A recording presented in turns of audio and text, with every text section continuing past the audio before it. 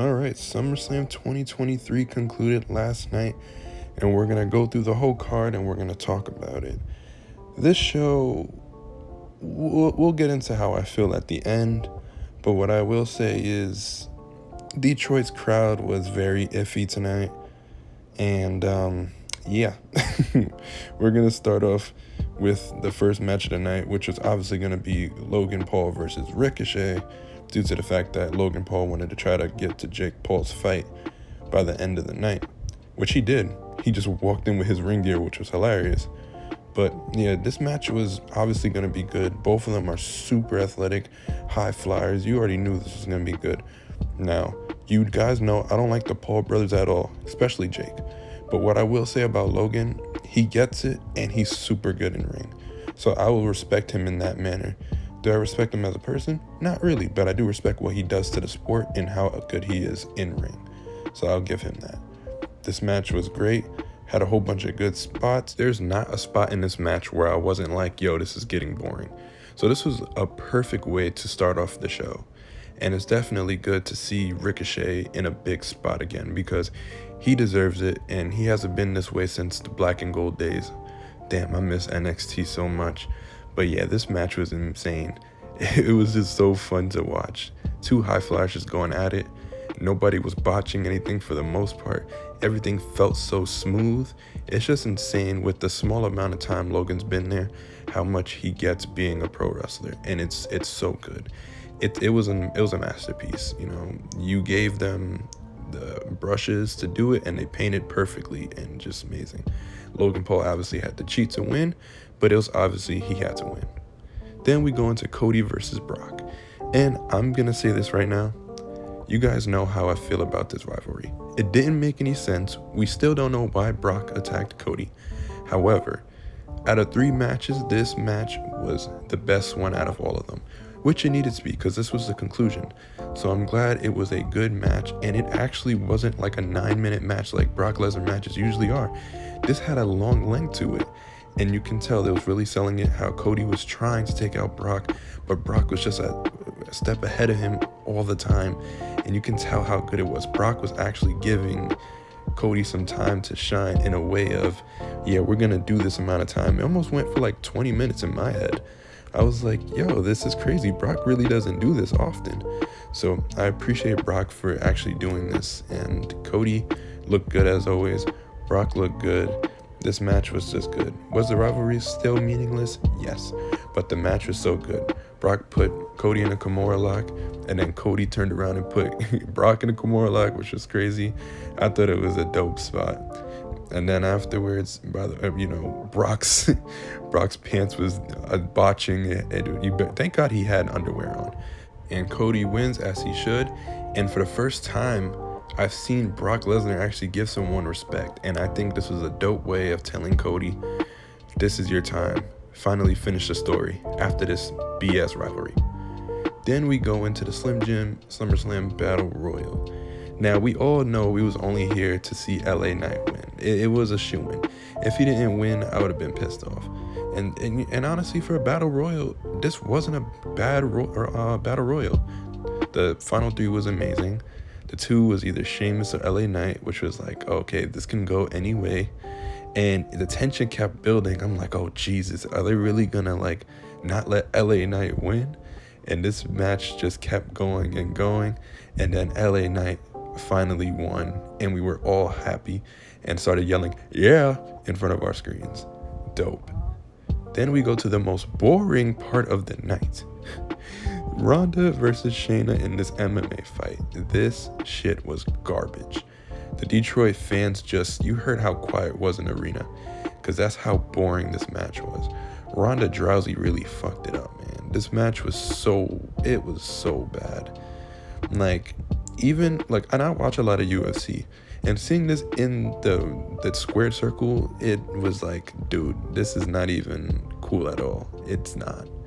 And I feel bad because this is supposed to be Shayna's like shining moment, because Shayna deserves it. She did have Ronda pass out, and she did win, but this match was horrible. Then we go into Drew versus Gunther for the Intercontinental Championship. And this match was good, but it wasn't like WrestleMania 39 good. In my honest opinion, mind you, Gunther and Drew cannot have a bad match. I'm telling you that right now. So not saying this match was bad, but it didn't live up to the potential that it could have, if you understand what I'm saying. This felt like it could have been just a minor pay-per-view or a Monday Night Raw IC title match. And which is not necessarily a bad thing. Like I said, Gunther is super good, and so is Drew. They weren't going to put on a bad match. It just didn't live up to what I knew it could. But the match was great. Gunther retained because he's going to surpass the Honky Tonks record, and then we'll see where we go from there. Maybe Drew wins after that, but we'll see what happens. Then we go to Seth Rollins versus Finn Balor, possibly the match of the night. It was so good. They really dragged the whole 7 years SummerSlam thing, which is cool. You know, Seth Rollins came out to the same jacket that he wore of SummerSlam 2016 when they faced off. I love when Seth Rollins trolls. Yeah, when Seth Rollins does the trolling thing, it's the greatest thing ever. He did the same thing with Cody when he had the Dustin polka dots on. It's great. It's always great. This match was super fun to watch. It was a whole bunch of near falls and a whole bunch of points where I was like, yo, Finn might win this. But yeah, Seth still showed how good he was in talent. They even did a couple throwback spots, like the spot where Finn got injured. And it was like, yo, this is Finn Balor's night. The way they was making it seem, it was like, oh, this is all going to be Finn's night. Everything. But Seth kept kicking out and kicking out. And it just kept going back and forth. It was like, yo, anybody can win this match. To a point where I was like, I don't care who wins. At this point, it doesn't matter because these two put on a hell of a match. Stole the show. Then it came to the point where obviously the Judgment Day had to get involved. And it basically became a 3-on-1. So Seth had to overcome 3 people. And somehow he was doing it. I don't know how. But hey, it's whatever. But now you saw like a little iffy of like, what the hell is going to happen? You know, the thing between Finn and Damian is still starting to come up, and you're seeing before your eyes. Maybe this happens at Payback. But yeah, Seth took on a 3-on-1 invasion. I thought this was it. I was like, Finn's about to win it. Holy crap. And then he kicked out. I was like, yo, this is crazy. And then Finn got a curb stomp with the Money in the Bank. And yeah. And then Damian Priest looked at Seth and was like, bruh, that was hilarious. We'll see where this goes. Then the match you guys knew I was not caring about. And I was praying that Charlotte Flair would not win. You guys know how I feel about Charlotte. I don't have to continuously talk about her because I don't really want to. And she doesn't deserve the attention. But yeah, this match was going into it. I was afraid that knowing that it's SummerSlam and it's a triple threat, that they love giving Charlotte the spot.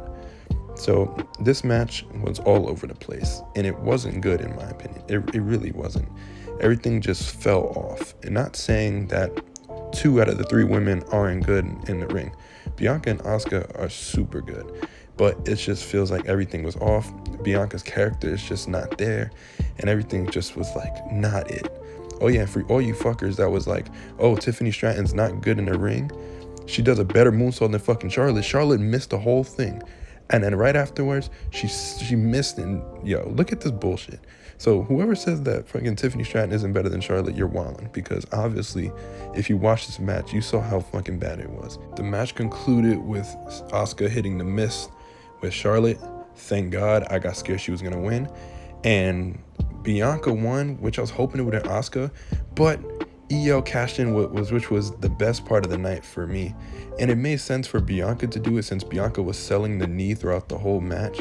So I was like, thank you. So this part was the best match of the night. I don't care.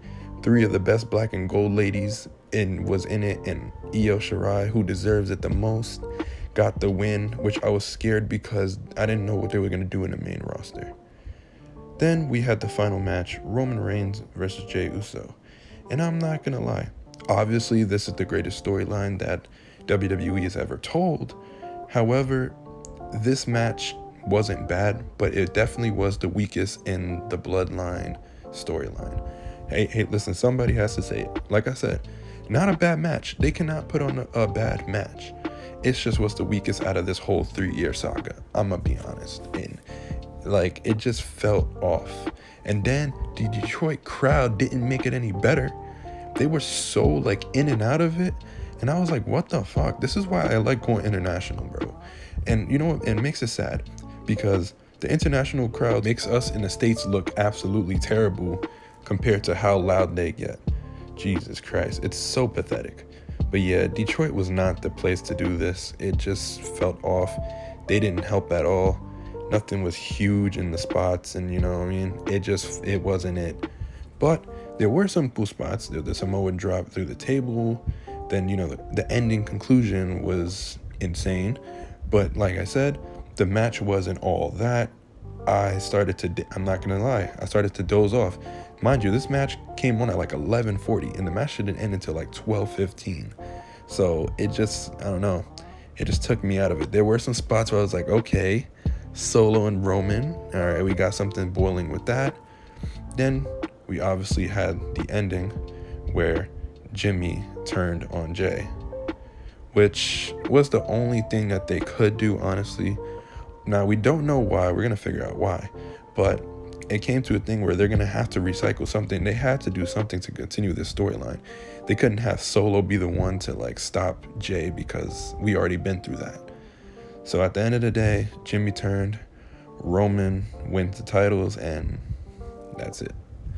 So that was SummerSlam 2023 for you. Not the best SummerSlam, I'm not going to lie to you. From top to bottom, it wasn't the best. There were some high spots, and Detroit's crowd at the point in the beginning was great. But throughout the show, it was just a back and forth thing of like, man, this show was iffy. If some people said this is the best SummerSlam in years, which is a damn lie. But this show was iffy. It wasn't a bad show, but it could have been better. Let me know in the comments how you guys felt about SummerSlam. This has been NezReacts, and I'll see you in my next video. Love you guys.